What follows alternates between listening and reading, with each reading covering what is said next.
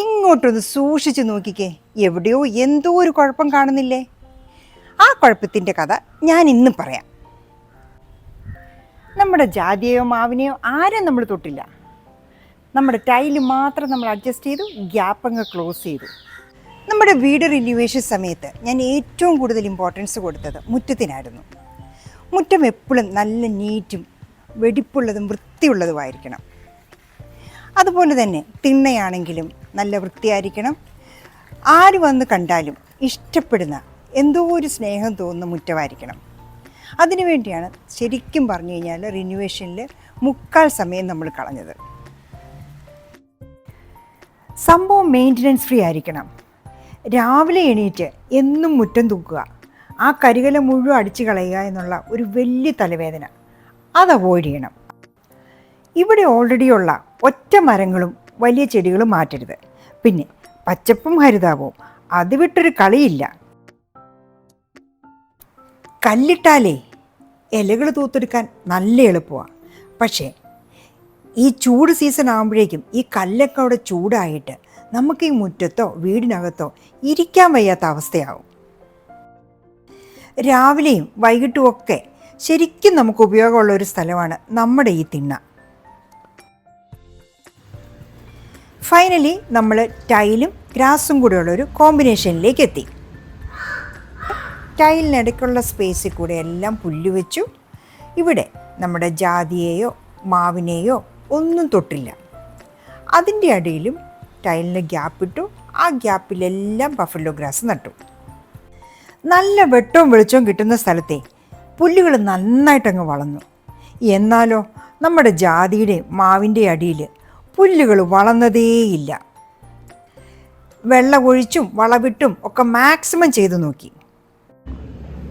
പിന്നെ മഴ സീസൺ ആയപ്പോഴേക്കുമോ ഈ ടൈലുകൾക്കിടയ്ക്കുള്ള മണ്ണും കുത്തിയൊലിച്ച് പോകാൻ തുടങ്ങി.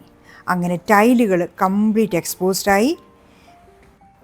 ഇത്ര കട്ടിയുള്ള കല്ലാണെങ്കിലും ഒരു സൈഡ് ചവിട്ടുമ്പോൾ മറ്റേ സൈഡ് പൊങ്ങുന്ന സ്റ്റേജിലെത്തി. ഇനിയിപ്പോൾ അമാന്തിച്ച് നിന്നിട്ട് കാര്യമില്ല, എന്തെങ്കിലും ചെയ്തേ പറ്റൂ.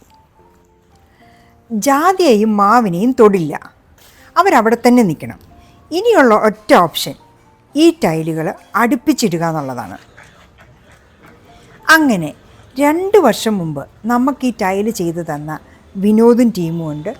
അവരെ തന്നെ വിളിച്ചു. ഈ ടൈലുകളെല്ലാം ഇളക്കിയെടുത്തിട്ട് ഗ്യാപ്പില്ലാതെ ഫിക്സ് ചെയ്യാൻ വേണ്ടി അവരെത്തിയിരിക്കുകയാണ്. അവർ ജോലി തുടങ്ങി. ടൈലുകളൊക്കെ ഇളക്കി മാറ്റി. എന്നിട്ട് ഇതിനിടയ്ക്കുണ്ടായിരുന്ന ആ മണ്ണ് അതവർ കൂട്ടിയെടുക്കുകയാണ്. ഇതിനു അടിയിൽ ചരലിട്ടായിരുന്നു ഈ ടൈല് വെച്ചിരുന്ന്. ചരലൊക്കെ അങ്ങനെ തന്നെ കിടക്കുന്നു. ഈ ഒരു ഏരിയയിൽ കുറച്ച് പുല്ലുകൾ വളർന്നിരുന്നു. ആ പുല്ലുകളെ അവിടുന്ന് പറിച്ചെടുത്തു. നമ്മൾ ഓപ്പോസിറ്റ് സൈഡ് കൊണ്ടുപോയി നട്ടുവെച്ചു.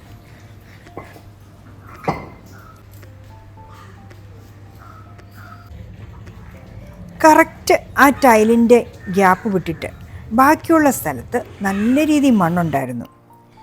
ഇതേ വില കൊടുത്ത് മേടിച്ച മണ്ണാണ്. അപ്പോൾ പിന്നെ നമ്മളിതെങ്ങനെ കളയും? അതുകൊണ്ട് അപ്പം തന്നെ ഇതിനെ കൊണ്ടുപോയി നമ്മളുടെ പച്ചക്കറി തോട്ടത്തിൻ്റെ സൈഡിലേക്കാക്കി.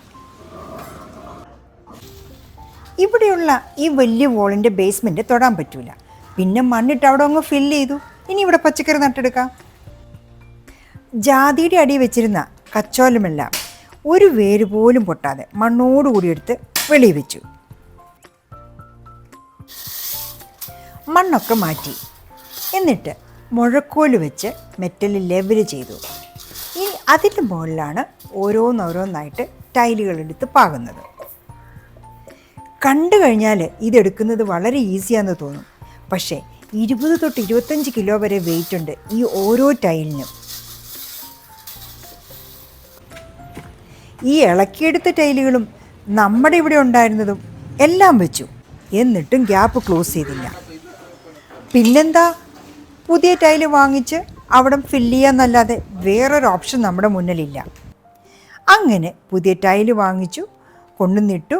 അപ്പോൾ ഇതേ രണ്ടും 2 കളറായി.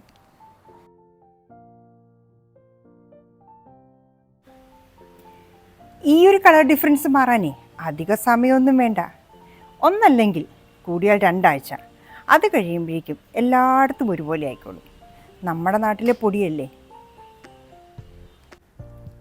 അങ്ങനെ ഇപ്പോൾ ടൈലുകൾ രണ്ടും 2 കളറായിട്ട് നിൽക്കുകയാണ്.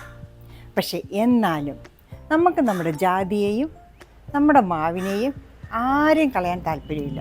എല്ലാവരും അവിടെ നിന്നോട്ടെ. താഴെ നമ്മൾ ടൈലിട്ട് അഡ്ജസ്റ്റ് ചെയ്തെന്ന് മാത്രമേ ഉള്ളൂ.